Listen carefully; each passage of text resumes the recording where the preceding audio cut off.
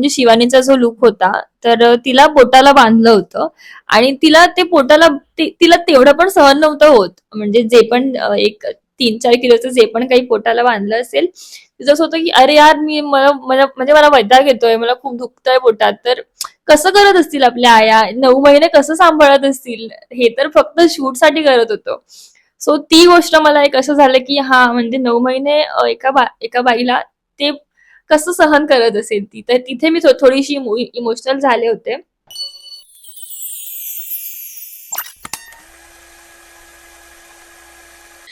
नमस्कार, मी कस्तुरी सिनेचित्रमध्ये तुमच्या सगळ्यांचं खूप स्वागत आहे. खरं तर आई होणं हे खूप सौभाग्य असतं, कारण का तिच्या वेदना असतात, पण ते सुख जेव्हा चेहऱ्यावरती येते ना तेव्हा एक वेगळा आनंद होतो. आणि पालवी आणि श्वेता माझं खूप स्वागत. खरं तर जन्माचा सोहळा प्रत्येक वर्षी आपण आपला वाढदिवस साजरा करतो, तो एक आनंददायी क्षण असतो की यार या दिवशी मी जन्माला आली होती. कट्टू या गाण्याचं शूट करताना जेव्हा आपल्या आईने आपल्याला जन्म दिला तेव्हा कधी विचारलं होतं आईला की आई तेव्हा तुझ्या नेमक्या काय काय भावना होत्या की मला जन्म दिला होतास, एक मुलगी म्हणून तुम्ही जन्माला आलात, तुमच्याकडून तुमच्याबद्दल तुम्ही ऐकून घेतलं होतं का? तर मी जेव्हा माझ्या मम्मीला म्हणजे मी आत्ता सुद्धा विचारते 100 वेळा ते ऐकत असते मी. तर जेव्हा माझ्या मम्मीच्या पोटात मी होती तेव्हा ती मला हेच बोलायची की ती कंटिन्यू हेच इमॅजिन करायची की एकदम गोरं बाळ असायला पाहिजे, खूप छान केस, खूप छान डोळे आणि म्हणजे खूप गोड असायला पाहिजे आणि ती कंटिन्यू खूप गोड गोड गोड खाऊ खायची माझ्या वेळी आणि खूप जाडी सुद्धा झालेली. इव्हन माझा मोठा भाऊ आहे तर त्याच्या वेळी जेवढं नव्हतं तेवढं माझ्या वेळी झालं होतं. सो मग असं भरपूर ऐकलंय मी माझ्याबद्दल आणि जेव्हा मी बॉर्न झाली तेव्हा मग खूपच सगळे भावली झालीये वगैरे असं खूप गोड गोड मुमेंट्स तिने मला सांगितले की काय झाल्या होत्या वगैरे.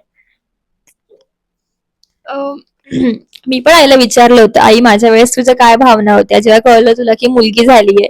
सो ती म्हणते की जेव्हा मला कळलं की मुलगी झालीये, तर ती म्हणते तेव्हापासूनच मी ठरवलं होतं की मी तुला डान्सिंग या फील्डमध्ये टाकणार, ऍक्टिंग या फील्डमध्ये टाकणार. कारण जे तिला नाही करता आलं ते तिला असं वाटत होतं की माझ्या मुलीने करावं. आणि म्हणून मी खरं तर सांगेन की मी आज इथपर्यंत आहे माझ्या आईमुळेच. कारण तिने मला सपोर्ट केला या गोष्टींमध्ये आणि त्या सगळ्या गोष्टी मला ती सांगते की लहानपणापासून मी बघत आले तुला. लहानपणापासून मला असं वाटतं की तू ऍक्टिंग मध्ये कर, कारण तुझ्यात काहीतरी कॅपेबिलिटी आहे, डान्सिंग मध्ये कर. आणि सो येस, लहानपणापासूनच ती सांगते म्हणून या सगळ्या गोष्टी होत आल्या आहेत. आणि असं म्हणतात ना की आई ही आपली पहिली मैत्रीण असते, म्हणजे जन्मापासून ती ठरवत असते की माझ्या मुलीनी हे करावं किंवा ह्या क्षेत्रात जावं वगैरे. खरं तर जेव्हा अशा वेगवेगळ्या स्पर्धा असतात, आता तू जसं म्हणाली की श्रावण क्वीनची तू विजेती आहे, खरं तर तो संघर्ष तुझा खूप मोठा असेल तिथपर्यंत जाण्याचा आणि विजेती म्हणून येणं, तो क्राऊन डोक्यावरती घेणं, तो प्रवास कसा होता आणि त्यामध्ये तुला तुझ्या आईने कशी हेल्प केली? आणि जेव्हा हे गाणं शूट होत होतं तेव्हा सगळं आठवत होतं का की तिने मला जन्म दिल्यापासून ते कट्टू इथपर्यंत तू तू स्वतःला आता काय बघतेस? जेव्हा श्रावण क्वीन मी जिंकले होते तेव्हाचा अनुभव सांगते. मी श्रावण क्वीनला 2022 पासून प्रयत्न करत होते. 22, 23, 24 नाही झालं. मी 25ला श्रावण क्वीन झाले. मी कंटिन्यू ऑडिशन देत होते. माझं असं होतं की मला आईचं स्वप्न पूर्ण करायचंय, मला श्रावण क्वीन बनायचंच आहे. सो तेव्हा मला कळलं की काहीतरी अचीव्ह करणं काय असतं, आईसाठी अचीव्ह करणं काय असतं. सो श्रावण क्वीन तर मी जिंकलेच होते, पण आता पुढे काय करायचं? काहीतरी प्रोजेक्ट मिळायला पाहिजे, काहीतरी नवीन छान यायला पाहिजे. फक्त श्रावण क्वीन जिंकून काय होणार? आणि तेव्हा म्हणजे मला कळलं की सरांनी गाण्यासाठी विचारलंय. सो जेव्हा मी आईला हे सांगितलं तर तिला भरून आलं की हा, हेच हवं होतं, मला बघायचं होतं तुला काहीतरी लीड करताना. आणि मी बॅकग्राऊंड डान्सिंग करायचे आधी आणि कट्टू मी आता लीड करते. सो या सगळ्या गोष्टी सुद्धा मला फ्लॅशबॅक मध्ये सगळ्या आठवल्या जेव्हा हे गाणं शूट होतं. तर आज गाणं आलं, त्याच्यानंतर सुद्धा घरात रडापड चालू आहे, इमोशन्स चालू आहेत, सगळं सगळं खूप इमोशनल होत आहे. सो ये सगळंच एन्जॉय करते मी, सगळंच एकदम असं रोलर कोस्टर राईड आहे. येस. आता गाणं तर खरं आलंय. खरं तर असं म्हणतात ना की गाण्याचे प्रत्येक शब्द हे आपल्या मनाला भावतात आणि तेव्हा ते गाणं प्रेझेंट होतं.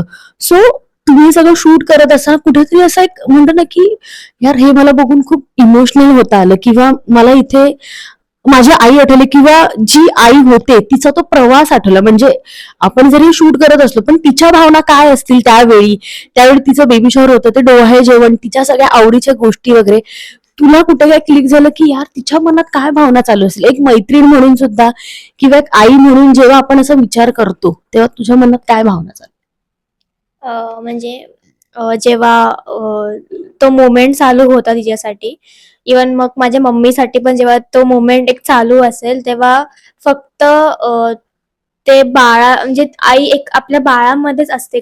ते कसं होणार बाळ किंवा त्याला कसं मोठं करायचंय, एक वेगळाच विचार असतात जेव्हा बाळ व्हायचा टाइम असतो किंवा जेव्हा आपण प्रेग्नेंट असतो तेव्हा. आणि जेव्हा ते हे होत आमचं गाणं होतं तेव्हा पण असं मध्ये मध्ये विचार यायचे की किती ते हेवी असेल किंवा एक एक ॲज अ थर्ड पर्सन म्हणून तो विचार आला होता मनात की किती सहन करावं लागत असेल हे ते. तेव्हा मी मम्मीला विचारलं पण होतं की खूप त्रास होत असेल वगैरे, पण तेव्हा ती बोललेली की एक आई आपल्या बाळासाठी सगळं सहन करते. एक आईला ती धडपड असते आपल्या बाळाला बघायची. सो मग हे सगळं बोलणं झालं होतं. खरं तर ती सगळी ज्वेलरी घालणं, तो लुक जेव्हा तयार होतो म्हणजे आपण असं नॉर्मली तयार करतो ते वेगळं असतं, पण जेव्हा आईपणाचं रूप हे खूप वेगळं असतं. तू हे सगळं घातल्यानंतर स्वतःला आरशात पाहिलंस किंवा तुझ्या आईला दाखवलं असशील शूटच्या माध्यमातून, तुझ्या पहिल्या डोक्यात काय आलं होतं आणि आईने तुला बघून पहिली काय कॉम्प्लिमेंट दिली होती? ऍज इन कोणत्या लुक बद्दल बोलताय तुम्ही? जो तुम्ही आता लुक केला गाण्यामध्ये. ओके. छान वाटत होतं आईला पण. ट्रेडिशनल लुक होता सगळा ओव्हरऑलच. पण जेव्हा मी शिवानी बद्दल म्हणजे शिवानीचा जो लुक होता, तर तिला पोटाला बांधलं होतं आणि तिला ते पोटाला तिला तेवढं पण सहन नव्हतं होत. म्हणजे जे पण एक 3-4 किलोचं जे पण काही पोटाला बांधलं असेल, तिचं असं होतं की अरे यार मला वैताग येतोय, मला खूप दुखतंय पोटात. तर कसं करत असतील आपल्या आया 9 महिने कसं सांभाळत असतील, हे तर फक्त शूटसाठी करत होतो. सो ती गोष्ट मला एक असं झालं की हा म्हणजे 9 महिने एका बाईला ते कसं सहन करत असेल ती. तर तिथे मी थोडीशी इमोशनल झाले होते. माझ्या लुकचं सांगायचं झालं तर ओव्हरऑल लुक खूप छान होता. साड्या खूप सुंदर नेसल्या होत्या आम्हाला. दिव्या मॅमने आम्हाला खूप हेल्प केली आहे सगळ्याच थ्रू आउट लुकसाठी आणि येस मजा आली शूट करताना. आणि हा प्रश्न दोघींसाठी, खरं तर आता गाणं आलेलं आहे पण ह्या पुढचे काही प्रोजेक्ट असणार आहे किंवा आणखीन नवीन काही गाणी येणार आहेत का तुमची? अ, माझं तरी अजून काही नाही येणार आहे. म्हणजे एक प्रोजेक्ट मिळालाय, सो मग त्याचं मी काय जास्त सांगणार नाही. वेट करा आणि मी विठा मूव्ही आता येते त्याच्यामध्ये मी बॅकग्राऊंड डान्सिंगच केलंय. श्रद्धा मॅम सोबत छोटासा कॅमिओ केलाय, तो येणार आहे माझा. आणि येस मी आता ऍक्टिंगच्या प्रोजेक्ट्सना ट्राय करते, वेब सिरीज साठी ट्राय करते. सो बघू कितपत होतंय कितपत नाही, प्रयत्न चालू ठेवेन. आणि तुमचं गाणं फायनली आता आलेलं आहे जन्माचा 16, सो तुमच्या प्रेक्षकांना तुम्हाला काय सांगायला आवडेल?